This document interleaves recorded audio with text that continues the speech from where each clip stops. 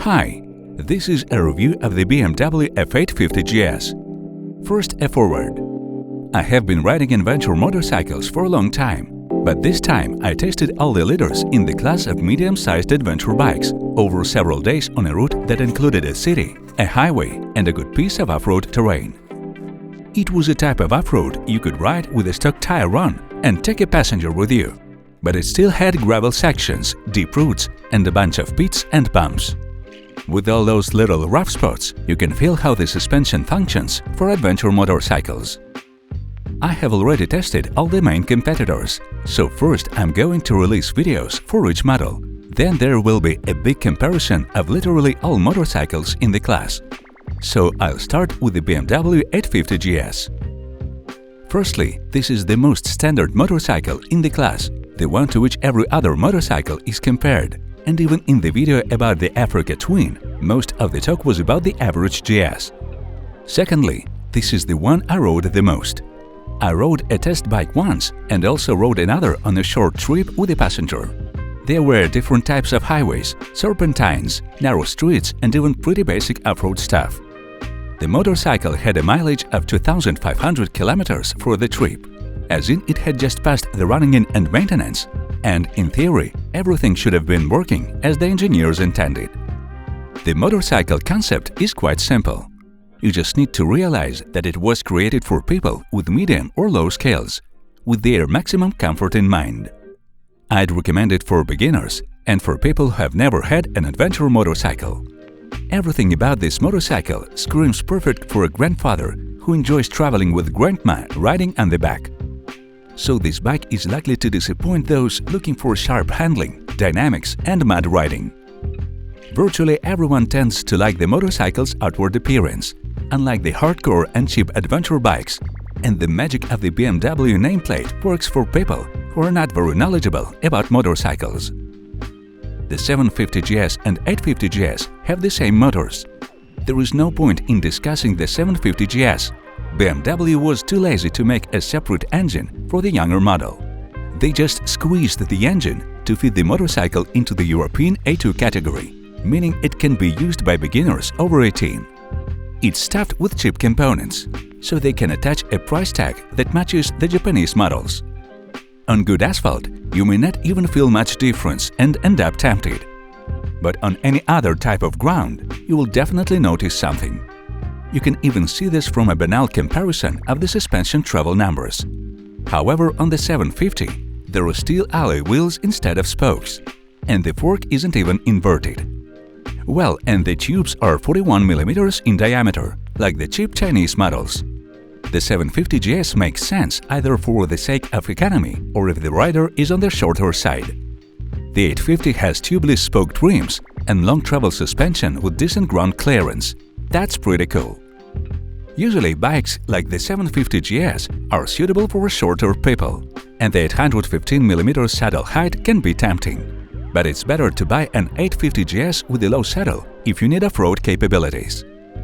I don't really recommend the lowest version of 815 mm. Of course, the suspension is still better than the 750 GS, but for the sake of lowering the motorcycle by 2 cm, it's not worth it.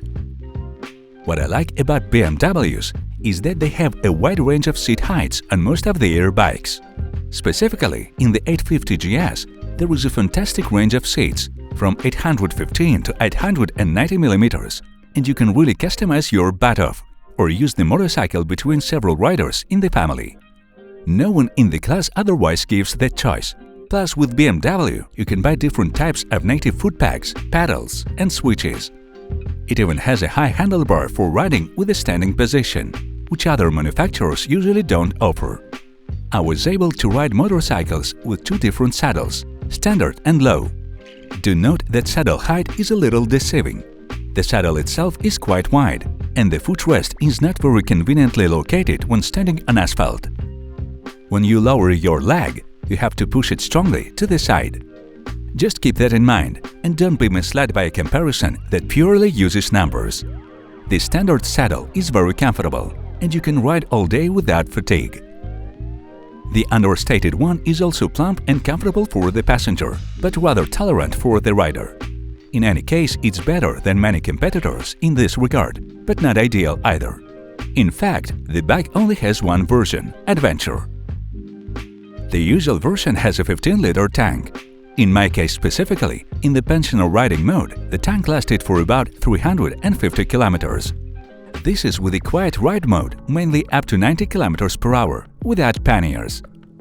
When I took the motorcycle out, consumption was 5 liters per 100 kilometers based on past trips.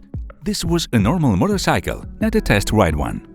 Over 200 kilometers, average consumption gradually dropped to 4.5 liters per 100 kilometers, and it stayed there until the end, which is literally at the lower border. Daring pilots can expect 270 kilometers of travel.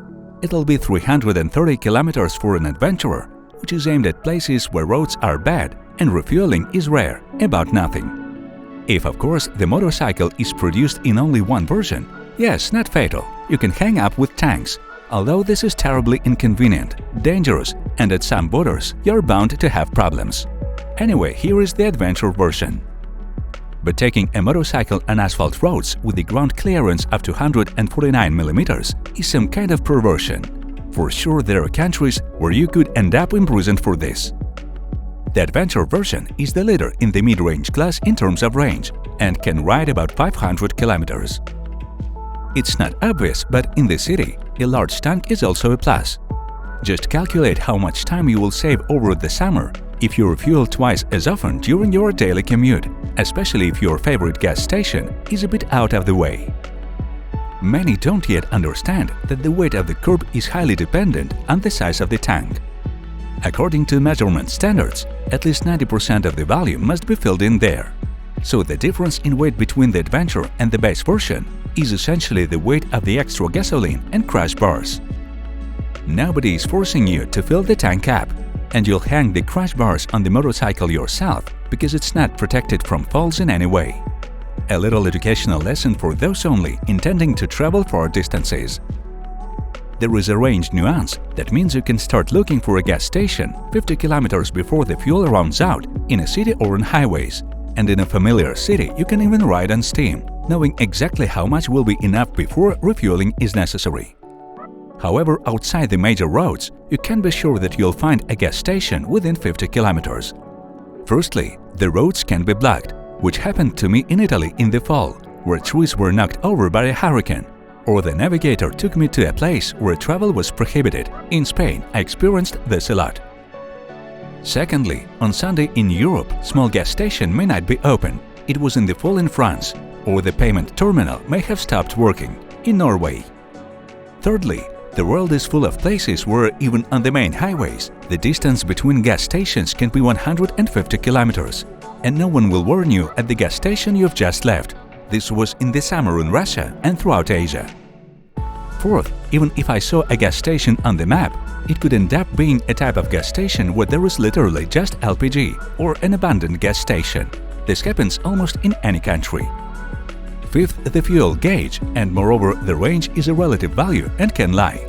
So in real life you have to keep a reserve about 150 kilometers for road conditions. And where there is no civilization, you'll be looking at least 200 kilometers. Here, a fan rushes into the video and praises BMW for having the world's best reserve indication. Look what a beauty! Even more, the warning won't go away until you manually press the button.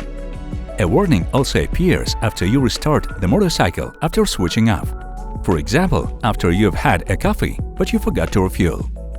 And somewhere in the same universe, Honda shadows are riding, and an orange lamp in an orange case on an orange tank lights up, which on a sunny day is not visible, even if you are looking straight at it. This is about a premium screen. On an ordinary dashboard, the reserve indicator is also one of the best. It's located exactly in the middle of the dashboard at the highest point, always within your vision. There are a whole bunch of electronics on the motorcycle. Rear electronic shock absorber, all sorts of traction control, cornering ABS, quick shifter, heated grips, tire pressure monitoring, etc. But don't start cheering yet. The buttons are crammed into different configurations that will drain your wallet. And European competitors also have it all, often even in the basic version. The display is definitely the only thing that BMW can really celebrate when it comes to comparison. They don't even offer advanced versions of ABS and traction control in the basic configuration, so such motorcycles will be handled in completely different ways. Keep this in mind, especially when you buy a used motorcycle, where the difference in the price is not significant. All-on LEDs when buying a lighting package. This means that the generator is easier, and you can add a lot of additional upgrade components. There are daytime running lights with an automatic low beam feature in the dark. If you hold down the turn signal button for a long time, it automatically turns off, and that can be confusing. At high speed, it's after just a few seconds, and at near zero speed, it will count down 50 meters. It might sound technologically advanced, but it doesn't work the way it should. It turns off too late. Like it could be suitable for the forgetful rider, but you have to remember to press the button for a long time whenever you want to use this mode. This is not really a complaint, because the turn signal itself is convenient in classic mode. At the front, there is a 12-volt socket in the unusual BMW DIN standard. If, for example, a USB adapter breaks down, you won't find the same adapter in many places. And in Spain, I only found a USB adapter in a store dedicated to accessories for big touring bikes. In other places, there were only the standard versions. It's almost impossible to find air compressor for such a socket, and BMW doesn't let you stick powerful devices in it. The socket is suitable for European navigators, but is flawed in Eastern countries. To put it simply, it's better than nothing, but it's still bad. Competitors usually have either a duplicate USB port or a standard cigarette lighter socket. The cruise control is very ergonomic, and as a bonus, the display shows which speed is saved. Best-in-class implementation and mode-enable alert are very good. Also, the cruise control button is under the left hand. I don't personally understand what people are thinking when they put the cruise control buttons on the right. With the throttle hand, you fixed the speed at 108 km/h, and when you crawl behind the button with the same hand, you shift the throttle a little and the speed changes. The left hand is just much easier and faster. You could also buy cruise control. The basic version doesn't have it. There's also keyless ignition. This is convenient, but you need to remember that hijacking motorcycles with the keyless ignition is really simple. It works like this. You go to a shopping mall, for example. One hijacker with a repeater follows you, and the second hijacker starts the motorcycle and rides away. The handlebar is also locked with an electronic key, so the hijacker has no issues. The method, in fact, doesn't get punished, as there is no physical opening or key theft involved, no signs of hacking. If you already use this type of motorcycle, then add a normal alarm too. The lock on the wheel will not stick, because no one uses the lock when traveling for short shopping trips. Personally, I prefer only a mechanical key, but the bike is sold with option packages and with a complete set, including heated grips and tire pressure monitoring, as well as keyless ignition. You can display navigator hints on the screen through a proprietary application, but without a map, and into a helmet through a headset. There is a very bad map in the app, specifically for Spain. Only the main roads are indicated, and some of the descriptions are in English, while others are in Spanish. It's scary to imagine what's happening outside Europe. The similar-looking Triumph has an application integrated with Google Maps, so this is much better. KTM has slightly better navigation too. In short, this type of navigation isn't suitable for traveling by adventure motorcycle, and in the city, it still can't replace the ability to see a full-fledged image of intersections and junctions. It's also more convenient to ride along serpentines when you can see the profiles of the turns. There's also a classic phone control, a player, a dialer. In short, what your headset does for 20 euros. Another pretty cool thing is road sign recognition, which shows an icon with your current speed. It isn't a radar, but a reading of information from navigation maps, something that was recently introduced, for example, in Google Maps. The display itself, which is premium, is cool. Very bright, black background, neat minimalistic graphics. Nothing like the competitors' animated cards from 90s. If I chose purely for appearance or filmed vlogs on YouTube, I would definitely take a BMW. But on such a screen, it would be possible to place much more information at one time, like the competitors, without having to choose between different indicators. I missed that. The stock asymmetric BMW dashboard is quite convenient. The premium TFT display gives so little information that you can just ride with the regular dashboard, and it's gonna be good. There won't be any difference in convenience. The mirrors have a rather specific triangular shape. You might not take to them immediately, but give them a chance, you'll get used to them. As far as I can guess, the engineers were trying to achieve a central part with a large grip in height. If set up correctly, there is a lot to be seen in the distance on the mountainous roads. At the same time, for aerodynamics, the outer part is narrowed. Like, a small piece is enough to see the nearby car. It is good in the mountains, but for the city, it's not enough. Hand protection is the softest among competitors. It's basically impossible to break your fingers on it during flight, and it seems to protect the handles well in case of falls. Standard windscreen, like everyone else, just garbage. Narrow and stupid in shape, so even for shorter pilots, it's better to buy the aftermarket variants. The short version that was on the test is worthless. Why are they offering something like this for an adventure bike? Even at 100 km/h, the head starts to tear off like there are no windscreen. I understand this kind of screen on charged motorcycles can safely ride over 20. With this suspension, the 850 GS is still not about sports riding. The quick shifter upshifts well into 4th, 5th and 6th gear. It also downshifts well, but up to the 2nd and 3rd, so-so. I tried to find the ideal revs where the motorcycle doesn't kick, but I never found it, although I had a lot of time to try.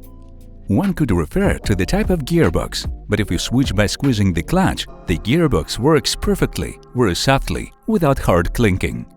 Theoretically, the quick shifter can be calibrated, but it kicked like that on both bikes. I had a curious moment. I always switched down with closed throttle. I specifically controlled this, and when switching, it felt that sometimes the motorcycle slipped literally for a split second, and ABS worked. This happened with both motorcycles. The bike naturally has a slipping clutch, which is useful for beginners. People with the 850 GS wrote me that after the fresh upgrade, the quick shifter works more smoothly. I watched 2 reviews on the 850.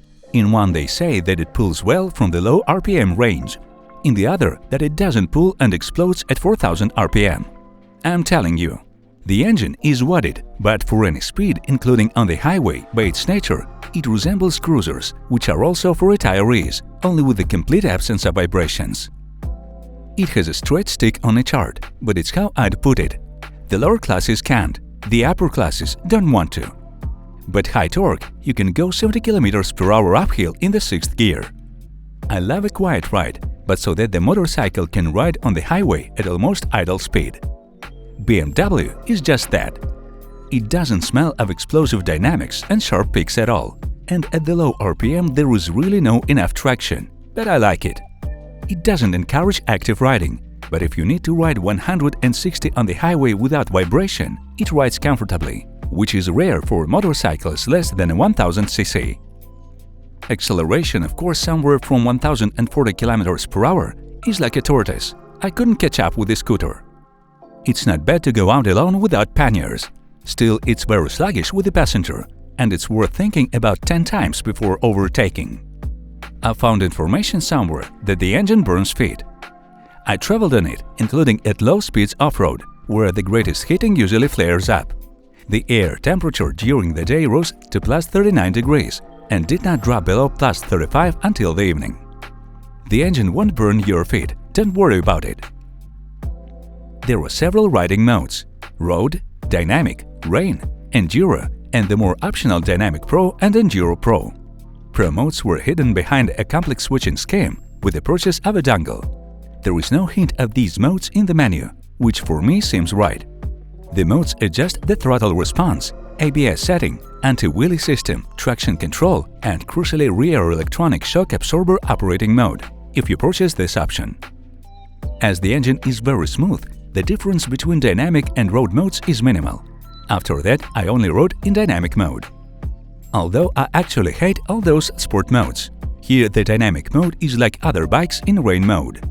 I also didn't notice the difference in the operation of the shock absorber between the road and dynamic modes. but it's stated that there is. All the same, the fork dives, so some kind of sport sharpness doesn't appear. Dynamics appears at high revs somewhere from 5000. What's cool and what most competitors don't have is that the riding mode can be changed at any speed, which is especially important when riding in a group. It feels awkward to ask everyone to stop, so you want to adjust your settings. Here on the go, you choose the desired mode with a special button, and it will be activated at the moment when the throttle stick closes. With some manufacturers, it's either generally forbidden to change the mode while riding, or you need to fulfill a number of conditions, like riding up to 10 km per hour, and the moon should be in the Capricorn. It makes sense to change the modes, because again the bike is aimed at people of all skill levels. Electronic assistants constantly intervene. Competitors have the same technologies: cornering ABS, traction control, and anti-wheelie system. Everything is there, but BMW has an obsessive desire to stop the pilot's actions.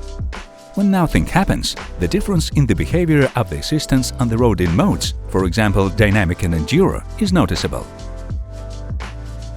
The sound of the stock exhaust is terribly unpleasant. It's kind of bass in theory, but too loud, and my ears don't enjoy it. It's clear that you can refer to a dry sump system, but it sounds like a bucket of bolts, literally. You can even hear 10mm bolts flying in the engine. Noise can be heard even through earplugs. They usually cut off the sound and the exhaust well. At first I was wondered why BMW offered an Akrapovic motorcycle exhaust system as an option for this model.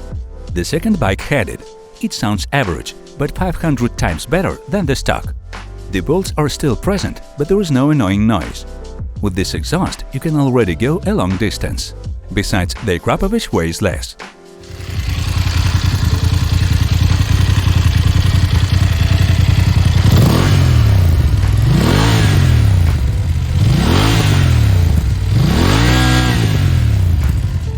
The suspension is the most comfortable in this class on any surface. It just perfectly smooths out irregularities, and it's very suited for people who aren't planning to move very far off the asphalt. However, jumping and performing something off-road is not at all about this motorcycle. Although the ground clearance of a motorcycle is impressive even within the class, it encourages jumping over everything on it. At a low speed, it's very comfortable to ride through unevenness. When the speed is higher, the suspension doesn't have time to work out, and there are significant impacts in the pit-bump sections when compared with the Tiger 900 or KTM 890. I think that on a typical bumpy road, it won't be very comfortable to ride fast. Well, the lack of fork adjustments in a motorcycle at this price seems to say that we don't need professionals here. We have tuned the fork for an average rider who will never move off the asphalt in their life. By the way, this is generally the only motorcycle in the world with no adjustment for such fork travel. You can play with the viscosity of the oil if you want, but I'm not sure the rear-active shock absorber and the electronics will thank you for it. Even in the video, notice how the motorcycle constantly sways on the ideal asphalt during a smooth ride. There is no steering sharpness, but in general, BMW managed to achieve a balance when different pits and joints are perfectly ridden.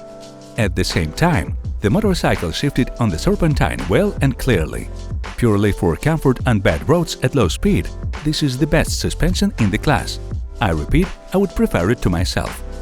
It's also worth noting that electronic shock absorbers differ in their quality and effectiveness.